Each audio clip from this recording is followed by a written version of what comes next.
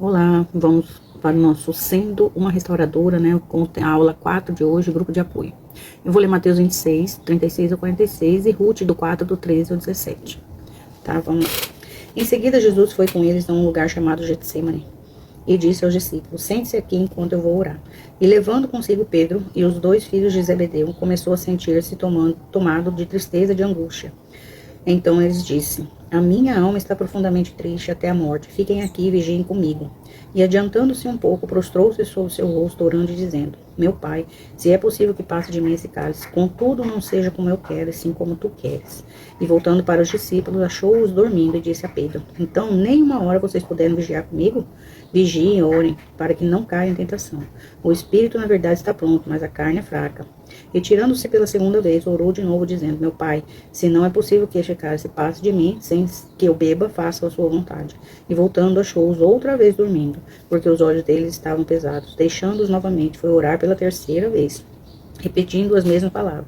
Então voltou para o discípulo e lhes disse: Vocês ainda estão dormindo e descansando. Eis que é chegada a hora, e o Filho do Homem está sendo entregue nas mãos dos pecadores. Levantem-se, vamos embora. Eis que o traidor se aproxima.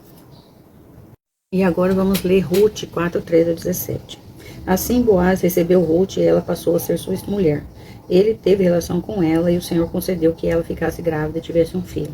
Então as mulheres disseram a Noemi: Bendito seja o Senhor, que não deixou hoje de lhe dar um neto que será o seu resgatador. Que o nome dele venha a ser famoso em Israel. Nele você terá renovação de vida e consolo na velhice, pois a sua nora, que ama você, o deu à luz. E para você ela é melhor do que 7 filhos. Noemi pegou o menino no colo e passou a cuidar dele. As vizinhas lhe deram um nome, dizendo: Nasceu um filho para Noemi, e o chamaram de Obed. Este veio a ser o pai de Jessé, pai de Davi. E essas são as gerações, né? Aí vai falar da geração de Davi, né?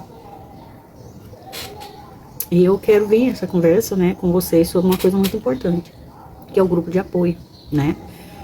Eu não preciso passar por tudo sozinha, né? Às vezes a gente precisa de alguém, né? Sempre precisamos de alguém, que fomos criados para estar perto de alguém, né? E quando eu olho para Mateus 26, uma coisa me chama muita atenção. Jesus sabia exatamente o que estava diante dele, né? Ele sabia que seria traído, sabia que seria preso, ele sabia que ele ia sofrer, né? E mesmo assim, ele não desistiu, né?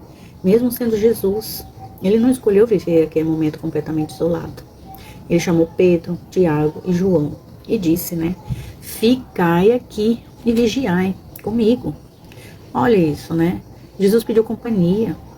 Isso fala muito, né, com a gente. Porque às vezes a gente acha que ser forte não é precisar de ninguém. A gente pensa: eu resolvo tudo sozinha, né? Eu não vou contar nada pra ninguém, ninguém vai conseguir me ajudar.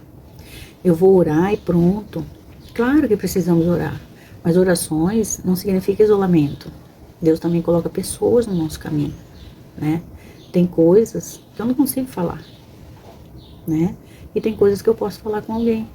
Eu penso em quantas mulheres vivem dessa forma. Ela está com um problema dentro de casa, está cansada, está preocupada com o filho, está enfrentando uma situação no casamento, né?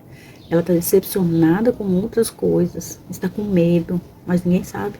Porque quando perguntam, né? Às vezes a pessoa fala assim: tá tudo bem, não precisa de ninguém, né? Então tá tudo bem, tá ótimo, minha vida tá ótima. Ela tá respondendo, né? Ela responde às vezes dessa forma, né? E continua a vida. Só que por dentro ela está pedindo socorro, né? Alguém percebe que eu não estou bem, né? Às vezes ela faz essa pergunta. Talvez você já tenha vivido isso. Eu acredito que muitas de nós já vivemos. E é por isso que precisamos entender o valor de um grupo de apoio, né? Mas cuidado, apoio não é dependência, né? E aqui eu quero deixar uma coisa bem clara para vocês. O grupo de apoio não significa colocar na vida de outra pessoa, né, as suas coisas. Não significa achar que aquela amiga vai resolver nossos problemas. Não. Quem restaura é Jesus. A pessoa pode me ouvir, pode orar comigo, pode me aconselhar, pode me abraçar, me ajudar a enxergar aquilo que eu não estou vendo, né? Porque quem está fora vê melhor do que quem está dentro, né? Mas ela não ocupa o lugar de Jesus.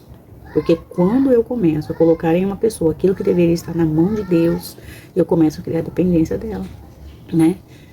E isso não é restauração. Restauração é aprender a depender de Deus e permitir que pessoas maduras caminhem com a gente, né? Lá em Ruth, ela foi uma mulher que não ficou sozinha, né? Quando eu leio Ruth, eu vejo uma mulher que passou por perdas, né? Quem já leu sabe que Ruth perdeu seu marido, né? A sua esposa, a sua nora, a sua sogra também perdeu o marido e os filhos, né? Ela poderia ter desistido, não ido com Noemi, mas não, ela quis seguir Noemi. Mas Deus estava trabalhando na história dela. E quando chegamos lá, mais pra frente, né, vemos uma nova fase na vida de Ruth, né? Ela se casa com Boaz, tem um filho, e aquele menino recebe o nome de Obed. E olha o que acontece depois, né? As vizinhas, as mulheres que da redondeza, né, dizem a Noemi que aquele menino seria o restaurador da vida dela, porque ela era uma mulher que estava triste, estava amargurada, né? E Deus estava trazendo restauração para uma história que tinha conhecido com muita dor, né? Então, elas passaram por um bom bocado. E eu gosto muito disso, porque Ruth não precisou construir uma nova história sozinha, né? Ela teve a sua sogra. Deus usou o relacionamento, usou pessoas, usou família, usou uma comunidade ali perto, né? Para ajudar aquelas mulheres. Isso que é uma rede de apoio, um grupo de apoio, né? Deve ser para ajudar e não julgar as pessoas. Então, quando eu falo de um grupo de apoio, eu não estou falando simplesmente de juntar a mulher para conversar fiado, né? E muito mais profundo. É ter um lugar onde eu posso ir, né? Eu não estou bem, alguém não vai me condenar. É poder dizer, eu estou orar comigo. É poder conhecer um eu errei, alguém vai me mostrar a verdade, né? O grupo de apoio não é lugar para passar a mão na cabeça.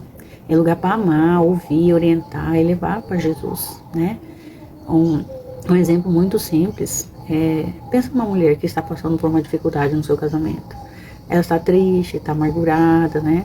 Tá ali no seu cativeiro, coitadinha, né? Tá com raiva, tá pensando em desistir. Aí ela chega no grupo e começa a falar. Uma pessoa poderia simplesmente dizer, você está certa, faz isso mesmo, né? Mas uma restauradora vai agir diferente. Ela vai ouvir, ela vai acolher, ela vai orar, mas também vai perguntar, né? O que a palavra de Deus está dizendo sobre a situação, né? Percebe a diferença? Como que tem que ser, né? Não é simplesmente eu concordo com você, né? E vamos descobrir juntas o que Deus está dizendo. Isso é um grupo de apoio, né? Sendo baseado na palavra de Deus, voltando para Jesus, não fazer o que a gente acha que tem que ser feito, né? Eu quero voltar lá em Mateus 26, que vai falar assim, porque Jesus estava com os seus discípulos, né? Mas depois ele foi orar sozinho. Isso me ensina muito equilíbrio, né? Porque quando a gente tem que buscar e orar sozinho também, né? Eu preciso de pessoas, mas eu preciso de Jesus acima de qualquer coisa, né? Primeiro a direção tem que vir dele e não de outras pessoas. Tem momentos que uma amiga vai estar comigo, ótimo. Tem momentos que minha família vai estar comigo, mas vai existir um lugar dentro de mim que só Deus pode preencher, só Ele pode alcançar, né? E é nesse lugar que eu preciso entrar em oração. Foi isso que Jesus fez lá no Getsemane, né? Ele disse, meu Pai, se possível, passe de mim esse cálice. Todavia, não seja como eu quero, e sim como tu queres, né?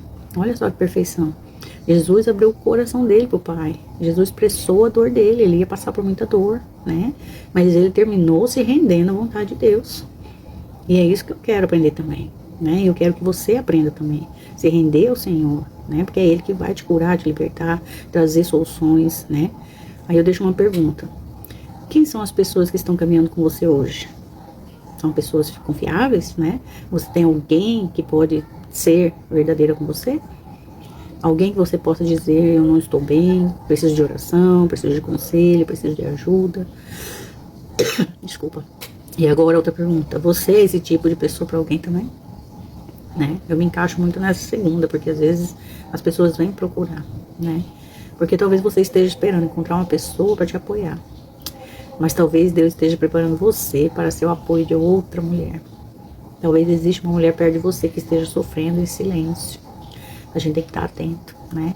E ela não precisa de alguém que tenha todas as respostas. Talvez ela só precisa de alguém que diga, eu estou aqui, eu quero te ouvir, vamos buscar Jesus, né?